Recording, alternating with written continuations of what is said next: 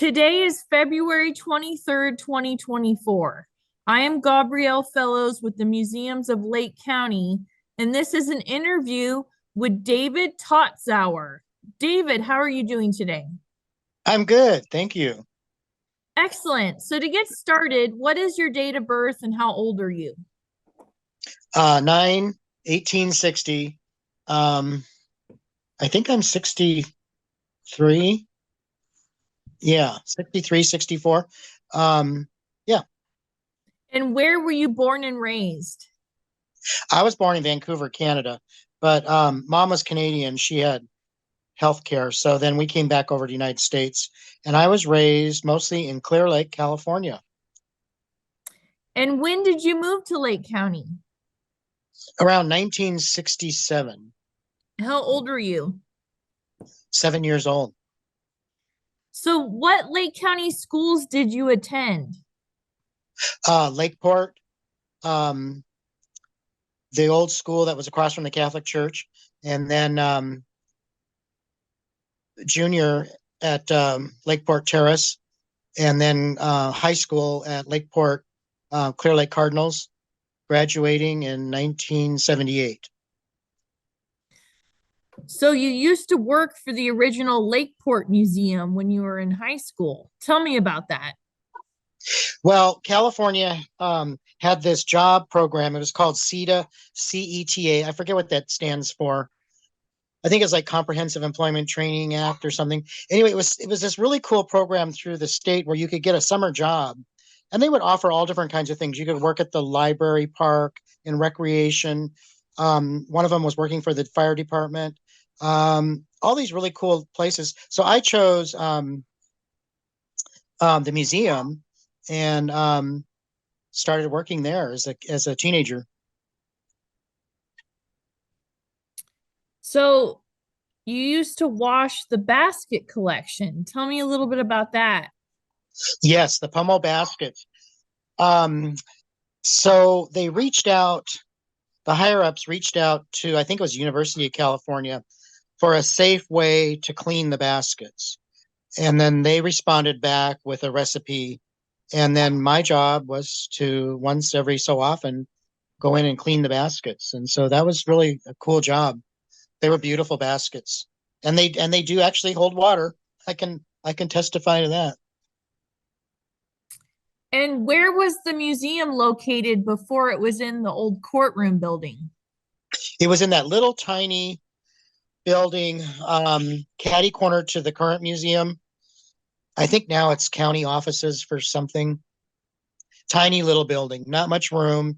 It was crammed full. We had stuff hanging from the ceiling, on display. It was very crowded, tiny little spot. But it was very busy during the summer. We had a lot of tourists come through. And yeah, And what did the county want to do to that building? well, the museum had outgrown it. And so I think now the county has turned it into offices. Maybe, I'm not sure. The old little tiny building. Oh, it was the courthouse building. They wanted to destroy it, correct? Well, there was talk of it being demoed, and that was really discouraging. And so a group was formed, and um, they got it put on, I think it was October of 1970. It got put on the California State Historical. They give you a number and a title. And so I think getting it on the historical record, I think it was October of 1970. That was the first step, getting it declared a historical landmark. And then groups were formed to try to find funding to save the old courthouse. We did not want it demoed. We wanted it to be restored. It's a very important piece of Lakeport history. So tell us how you raised money for the museum. Well, there was they applied for, I know they got some grants from the state, and then I think it was mostly through grants. they were able to, and then get the funding to have it restored. It was in pretty bad shape. It needed a lot of money. Um, it was, from my understanding, it was gutted. So just the outside shell, and they had to rebuild it. They put an elevator in for the handicap, so it could be ADA. So yeah, it was a big project. It needed a lot of money. And do you remember any of the exhibits that were there? Um, at the new museum after it was redone. Yeah. Oh yeah, we had a lot of help. They came in and they had a really good gemstone exhibit, which included Lake County diamonds, and um, they had we had a lot of room now, so we could display the baskets. Um, and then some of the rooms were done up in period settings, like a parlor from the 1800s. Um, the upstairs, which was the old courthouse chamber, they redid that. That came out really nice, and it's a big room upstairs. So they did a really good job restoring it. And there used to be a hanging tree, correct? There was out front of the museum. If you look towards the museum, there's a little balcony above the front door. And after a person was unfortunately sentenced to death, the story goes that the judges and they would go out on that little balcony, and then there was a tree in the courtyard, and they would hang the person from the tree. The tree's no longer there. It was taken down years and years ago. And about how many visitors would visit the museum? Summertime, we were really busy. Clearly, Lakeport got a lot of tourists, and we were always pretty busy. We always had a good amount of visitors.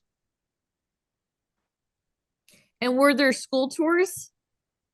There were, yes, yeah. The school buses would come, and um, the school children would get a tour of the courthouse. Yep, the museum. How often did that happen? During school season, we had quite a few classes come through. Maybe one or two a month. Okay. So Henry Molden was involved with the museum during your time, correct? Yes, And he was the go-to guy on all things Lake County history. he was a walking history book. The guy was just phenomenal. He knew everything about all the historical stuff in Lake County. And so if I ever had a question, I could go to him, and he could usually answer it or find an answer or find a photograph or find a record about what we were looking up for. And yeah, he was an amazing guy. Do you remember anything else about him? He would come to the school and give little talks. Um, he was elderly when I got to know him, but he was smart. He was right on. He knew his stuff. So did working at the museum help you with your history class in school? It did. I was struggling one of my classes, history.